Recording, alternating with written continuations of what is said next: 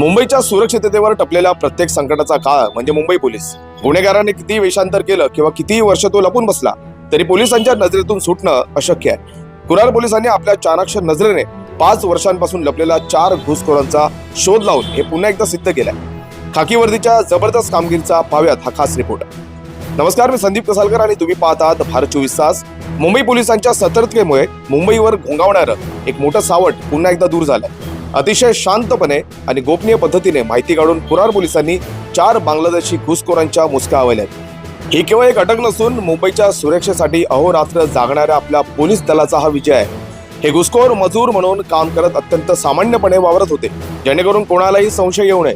मात्र कुरार पोलिसांचे माहितीचे जाळे इतके भक्कम आहे की या 5 वर्षांच्या लपंडावाचा त्यांनी अखेर शेवट केला. गुन्हे प्रकटीकरणाचे पोलीस निरीक्षक क्षीरसागर आणि एटीसीचे पोलीस उपनिरीक्षक मुजावर यांच्या पथकानं ज्या पद्धतीने हा सापळा रचला ते खरोखरच कौतुकास्पद आहे. शत्रू देशाची कागदपत्रे बाळगणाऱ्या इसमांना शोधून काढणे हे पोलिसांच्या उत्कृष्ट इंटेलिजन्सचं उदाहरण आहे. मुंबई सुरक्षित ठेवण्यासाठी पोलीस किती कटिबद्ध आहेत हे यावरून स्पष्ट होते. गेल्या वर्षभरात कुरार पोलिसांनी तब्बल 25 घुसखोरांना बाहेरचा रस्ता दाखवलाय. याचाच अर्थ पोलीस केवळ गुन्हे घडल्यावर कारवाई करत नाहीत, तर गुन्हे घडू नये यासाठी प्रोएक्टिव्ह राहून अशा समाजकंटकांना शोधून काढतात. परिमंडळ 12च्या वरिष्ठ अधिकाऱ्यांच्या मार्गदर्शनाखाली झालेली कामगिरी मुंबईकरांचा पोलिसांवरील विश्वास अधिक दृढ करणारी आहे.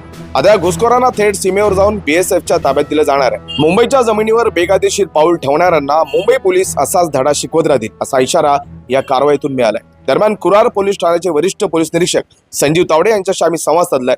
पाहूयात. सर, नुकतंच आपण बांगलादेशी काही इथे राहत होते आपल्या हद्दीमध्ये, त्यांना आपण पकडलात काही दिवसांपूर्वी, तर कशा प्रकारे मोडस ऑपरेंडी होती सर? कुरार पोलीस स्टेशनला खबर मिळाली की येथे 4 बांगलादेशी कुरार पोलिसांच्या हद्दीत बेकायदेशीरित्या घुसखोरी केलेली आहे, ते राहत आहेत.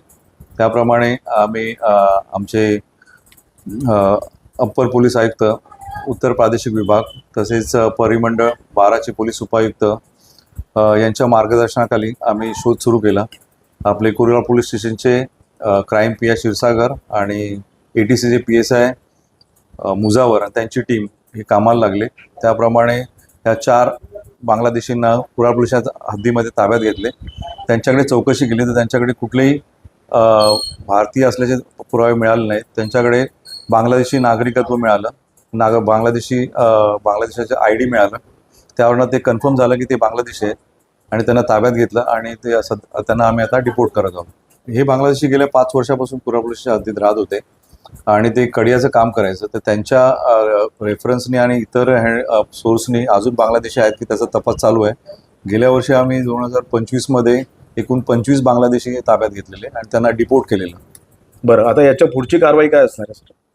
याच्या पुढची आता डिपोर्ट करायचं आहे. त्यांचं रिस्ट्रिक्शन ऑर्डर DCP साहेबांकडे घेऊन त्यांना कलकत्त्याला बॉर्डर सिक्युरिटी फोर्सच्या ताब्यात देऊन त्यांचं डिपोर्ट होणार.